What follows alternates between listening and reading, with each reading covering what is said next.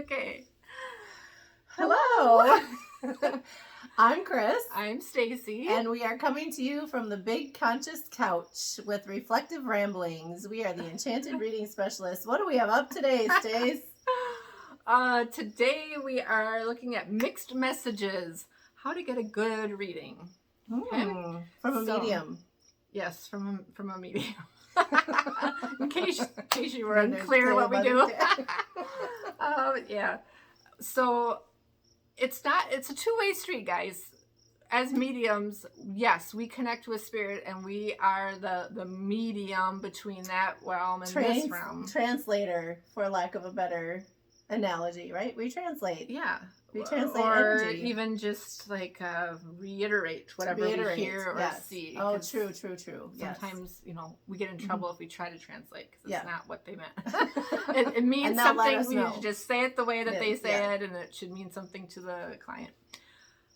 But there are some people that have maybe never had a reading before. Yeah, and they're looking for some guidance. They want to connect with someone who's passed. They want to hear from their spirit guides. Maybe. Or they got drug along to an expo and they're scared to sit down. Well, that too.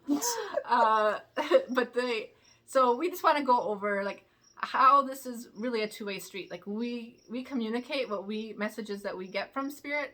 But the person who's getting the reading really is an active participant. If you are just sitting there, sometimes arms crossed, but just like, I don't know, keep telling me, I'll see if you're right or not. You're not going to get as much out of the reading as if you are open to receive the message. Yeah. And truly, we do have some people who have never had a reading before. So we can talk you through what we do for that process. We don't tap into energy unless we have consent. Right. So, and we do say that, there's several things that we can do. So you have to come to a reading with an intention because you'll get a better reading that way. Mm-hmm. So if you've never had a reading before, do you want to connect with your spirit guide? Do you want to know like life purpose questions? Do you want to know... do you want to connect with somebody who's passed on the other side? Are you looking for healing? Right. And you want us to kind of help untangle that for you. But there's a lot of different ways that we personally help people heal. Right. And that's not going to be true for every medium that you go to see. Mm-hmm. Or if they're a healer, that doesn't mean that they're a medium. So different people have different gifts. We all receive them in different ways. Right. And so finding, what resonates with you is important.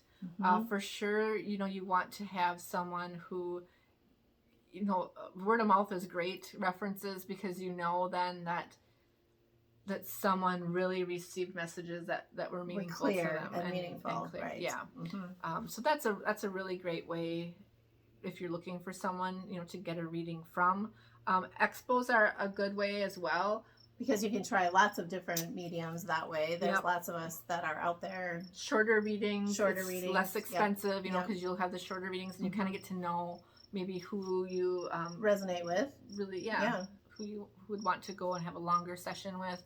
A lot of the larger expos, at least, that we do, will vet the readers that are at, that before they can get so we actually have to give a reading to the people who are putting on the expo before we're even allowed to be in the expo, right? Because that's their credibility. They're Absolutely.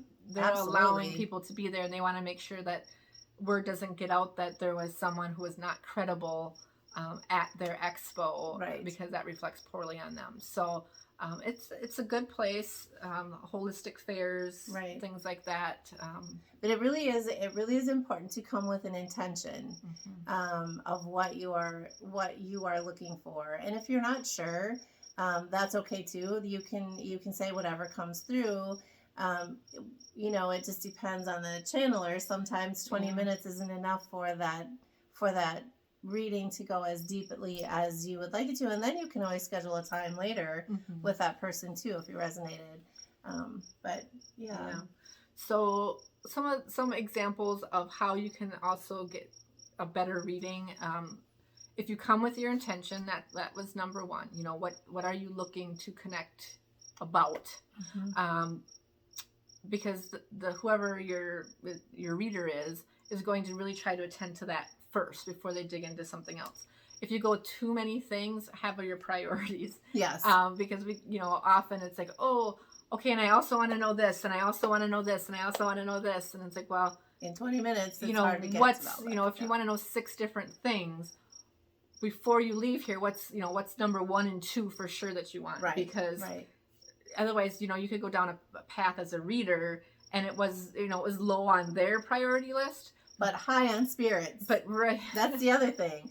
That's the other thing that you have to be open for, is that sometimes, especially at an expo, if there's somebody else sitting next to you, which you've said, we always make sure that if somebody is coming, if a client is coming with someone else in front of us, we make sure that they understand that it's okay for them to hear what the messages are, and that the messages might come for the person sitting next to you, because Spirit doesn't, time is a construct. Spirit doesn't pay attention to the 20 minutes. They don't pay attention to what year it is. It's, you know, however they can come through, they come through. So, so just be ready for that, especially if you're at an expo. It really is about, are you okay with, you know, the person next to you hearing the message, and are you okay with if that person gets the message instead of you? Then we usually suggest that the friend pay the other one, because right they got well, usually what happens in those instances, because they're pretty good at staying focused on, you know, the one client, if only one was intending to get a reading, except when if I sat down for a reading and Chris was, you know, my friend next to me, but she really had spirit that wanted to give her a message, they might commandeer my reading to make sure she got the message. And then what will typically happen is, you know, they'd be like, okay, well, finish the reading for her, and then and then we'll do another reading, you know, and they'll work out the who's logistics, for, you know, whatever. But, no, well, hey, I think it's only fair. Right. But sometimes we'll get clients that are just intrigued, and so they're just like, okay, well, I'm at this fair, and this looks fun. Let me see what they tell me. And they don't come with an intention. And so when we start reading, we can immediately feel that there is kind of this block up. And even though that they were intrigued and they maybe wanted a reading, they were kind of scared to let us in. They didn't know, you know, well, who is going to come through, or what are they going to say? And this is usually typically people who have never had a reading before. So we get it. That can be scary.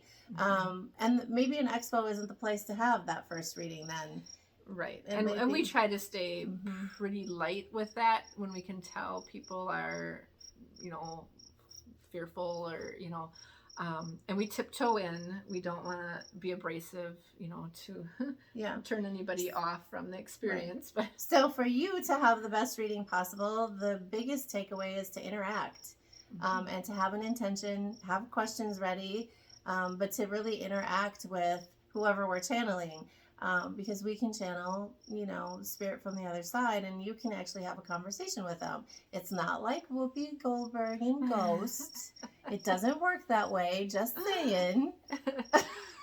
No, but and certainly some spirits do a better job than others. I don't really understand why necessarily, but sometimes I'll get way clearer messages than other times. It feels like you're trying to put a puzzle together. But be open to, like, if you wanted to talk to grandma and your reader is saying, well, it's an older female, and you're going, yep, it's grandma, and then they start describing them, and you're like, no, it's wrong, it's not my grandma. Keep your mind up, like maybe it was your aunt, maybe it was a past teacher or something. Somebody who is like grandma-like. Could have an energy that felt like that. If we say it feels like a grandma energy, it doesn't have to mean a blood relative. That it was actually your grandma. It's just that's how you related to them. You know, that typical energy. So, but to stay open and remember that even though you may want to hear from someone in particular, there may be spirit that needs to get through to you.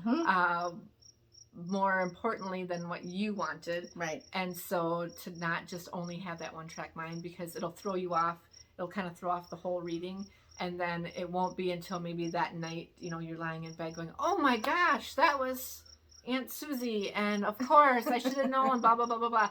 And then it all starts making sense, and then all the questions flood in. I was like, oh, I wish I had thought that because I would have asked her this, or I bet she meant that. And well, and if that does happen to you, we do virtual readings, and you can check us out at theenchantedreadingspecialist.com.